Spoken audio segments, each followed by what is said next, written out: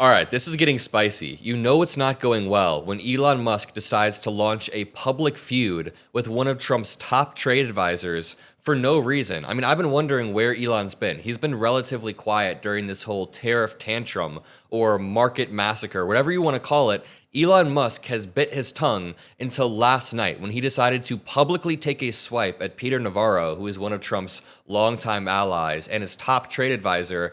And Navarro just decided to strike back at Elon. So I want to break all of this down from the beginning because I truly do think we're beginning to see some cracks within the Trump admin and his approval rating. I mean, before we dig into this article, read this. Trump approval rating goes negative with Republican pollster for the first time. And the reasoning is incredibly simple. When something like January 6th happened, most Americans weren't affected on a day-to-day basis. They didn't see it break through into their lives. They maybe just heard about it on the radio. When Trump went to court or when he shared national documents, when he did all of these things, most people weren't affected, save COVID, but he lost the election because of COVID, I would argue. Now, people are beginning to be affected in their day-to-day lives. When they drive past the gas station, higher prices. When they go to the grocery store, higher prices. You want to buy a car or a gift or buy anything for your kid, higher prices, which is the exact opposite of what Trump promised. So now we're seeing this. President Trump's approval rating has turned negative for the first time in a poll conducted by a Republican-leaning firm. According to Rasmussen's daily poll tracker, and if you've been following political polling, Rasmussen is pretty far right. I mean, they lean Trump. As of April 4th, which is after Liberation Day, this is one of the first post-Liberation Day polls, Trump's approval rating sits at 49%, while 50% disapprove with his job performance. And if you think 49% is high, just remember that this is Rasmussen, and also his economic approval rating is very quickly swirling down the toilet. So the point is, I want to continue applying pressure at these key moments and pointing out that Elon Musk doesn't agree with the Trump admin on trade. The Trump admin doesn't agree with the Trump admin on trade. What I mean by that is they all seem to have contradictory statements coming out. Like, look at this. One of Trump's top officials was so freaked out by the tariffs, he wants to quit. Treasury Secretary Scott Bessent may be planning to cut and run after Donald Trump's disastrous, quote, reciprocal tariff announcement earlier this week. And Trump does seem to have some sort of plan, but it's a dumb plan. It is a really dumb plan. I was reading this incredibly interesting article how Trump wants to end this whole tariff chaos in something called the Mar-a-Lago Accords. He wants to recreate the accords that happened in 1985 and in 1944 that reshaped global trade, but he wants to do it at Mar-a-Lago. And that's the most Trumpian thing ever. Of course, he wants Mar-a-Lago to go down in the history books with the Mar-a-Lago Accord, but most experts think it's not going to happen. But here, during an appearance on MSNBC's Morning Joe, contributor Stephanie Ruhle reported that the key cabinet member is already looking for an escape hatch. Quote, my sources say that Scott Bessent is the kind of odd man out here, and in the inner circle that Trump has, he's not even close to Scott Bessent or listening to him, Ruhle said. Some have said to me he's looking for an exit door to try to get himself to the Fed because in the last few days, he's really hurting his own credibility and history in the markets. And to be sure, Trump's tariff policy represents a sort of defeat for Bessent, a former hedge fund manager who's now watching all of the hedge fund buddies that he's worked with run around with their hair on fire, you know? But let's go here. Elon Musk melts down at Trump's tariff guru. This says Elon Musk has taken a massive swipe at President Donald Trump's trade advisor amid the deepening economic chaos caused by sweeping Liberation Day tariffs. And just for some insight, I know that Elon Musk disagrees with the tariffs because I saw a clip of him from about 5 years back. I couldn't find it while doing the research for this episode, but there was a clip I watched last week of Elon Musk saying 5 years ago that tariffs are bad for the economy, that if you're going to do tariffs, you need to leave 12 months to 24 months as a grace period to reshore manufacturing. And Donald Trump did not do that. Can I very quickly say, we are in the top 10 fastest growing channels of Q1. If you want us to beat Joe Rogan, make sure you subscribe. We were right below Joe Rogan in terms of Q1 growth, so make sure you hit the subscribe button. Also, I have a debate on the YouTube channel Jubilee coming out today at about noon. Your time, no matter where you are at about noon, if you look up the YouTube channel Jubilee, you'll see a debate that I did. Go check it out. They've got 10 million followers on YouTube. Go find the YouTube channel, Jubilee, Jubilee. So here's Peter Navarro explaining the tariffs, and then we'll break down the Elon Musk response that started everything. The economist tools, because it's based on concepts like export and import demand elasticities, currency adjustments, and things like that. But here's the analytical issue we're trying to do under the principle that the president wants to charge those countries what they charge us. As you pointed out, Vietnam has a applied tariff rate that's much larger than ours, but doesn't come near the tariff we've charged them. So the question is, how do you value the following, Phil?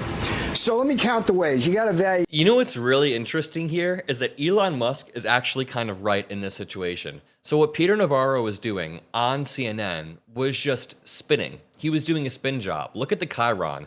Dow, S&P 500, NASDAQ have worst day since 2020. So Trump's top trade advisor decides to go onto CNN and try to defend the policy. And it's all just word vomit. Like, none of it makes any sort of sense. So Insurrection Barbie on Twitter, what a name, Insurrection Barbie, says, here's Peter Navarro explaining the tariffs. Peter Navarro has a PhD in economics from Harvard. Here's where Elon decides to take a swipe. He says, a PhD in econ from Harvard is a bad thing, not a good thing. That is Elon Musk's anti-intellectualism. He's saying that people at Harvard aren't necessarily more smart. I disagree with that part. He then says, results in the ego-brains ratio over one problem. He's basically saying that when your ego is larger than your brain and the ratio is above 1, then it's bad. And people at Harvard largely have a bigger ego than brain, is what Elon Musk is claiming in this post. It's, again, just anti-intellectual, anti-science, gobbledygook, whatever you want to say. Now, right here, someone responds, Navarro is correct. This is a MAGA supporter trying to defend Navarro. PhD or no PhD? No PhD here, just been obsessed with trade for quite a while. And Elon Musk says he ain't built shit. So then Peter Navarro goes on Fox News and takes a swipe back directly at Elon Musk. Now, it's hard to tell why Elon is randomly becoming so aggressive towards Navarro in particular, but it seems like Elon just has a strain of anti-intellectualism, and he must be down tens of billions of dollars in the market over the past few days. And the sum and substance of all this, Jackie, it's like every country around the world cheats us, but it's like fingerprints. They all do it in different ways, but it all comes down to the non-tariff cheating. It was interesting to hear Elon Musk at the beginning talk about a zero tariff zone with Europe. He doesn't understand that. And the thing that's, I think, important about Elon to understand, he sells cars. That's what he does. And if you look, for example, at the Tesla factories in Texas, they're assembly plants, and they get a lot of their content from China, Mexico, Japan, and Taiwan and elsewhere. Okay, so he's basically calling Elon Musk out for being self-interested and having conflicts of interest. He's saying that when you call Europe a tariff-free zone, which is something that Elon Musk said, which honestly is more free trade than any person in the Trump administration has been. I'm not running defense for Elon. I'm just saying he's somebody that is actually incentivized to have free trade so he can get these parts from across the globe. Then they do build a lot of Tesla cars in America. But Peter Navarro was saying Elon Musk is entirely self-interested. And Peter Navarro is right too. You know, it's really interesting because I'd say that when Elon Musk is calling Peter Navarro a dilettante who is just kind of spinning for Trump and doesn't get tariffs, he's right. But then when Peter Navarro says that Elon is self-interested with his own companies, he's also right. So it's like that meme, like the two worst people you know are fighting. Who do you stick up for? Then Elon Musk decides to strike back one final time. Natalie on Twitter says, one of my favorite Thomas Sowell quotes, and then it says, in every disaster throughout American history, there always seems to be a man from Harvard in the middle of it. And Elon says, yup, right after Peter Navarro took a hit back, very, very clearly trying to target Peter Navarro in the Trump administration. So it's an interesting dynamic. I mean, let's read this article really quickly. Elon Musk blasted top Trump admin trade advisor Peter Navarro and told an Italian political gathering he wants more free trade, not less. So that is Elon Musk coming out and taking a direct stance against the Trump admin. And also, maybe that's why the Trump admin is distancing themselves from Elon Musk. I made a video about this story the other day, but the Trump admin now deems Elon Musk a political liability after that Wisconsin Supreme Court race, and they're distancing themselves. So I guess the political liability is, it comes in a few ways. He also is starting to disagree. So the two-day rout in the stock market this week after Trump announced sweeping new tariffs backed by Navarro cost Musk nearly $18 billion just on his Tesla stock. and probably a lot more over the next few months. By wading into the tariff debate, a subject he's mostly stayed away from, as I said earlier, Elon hasn't really dug into this that much. Musk could inject more uncertainty into U.S. efforts to reorder the global economy. Imagine Trump trying to gain leverage by saying he'll never remove the tariffs, and then you open Twitter and Elon Musk is saying, we're thinking about removing the tariffs or something of the sort. Yeah, it could cause more and more uncertainty. So I'm going to leave it at that. I found this to be incredibly, incredibly interesting. We're seeing the cracks forming, and we just have to continue pushing. So make sure you drop a like. Make sure you subscribe. We're going to beat Joe Rogan in Q2, just like we beat Tucker Carlson, just like we beat Charlie Kirk. And remember, I have an episode coming out with Jubilee. So I love you guys. I'll see you in the next video, and peace out.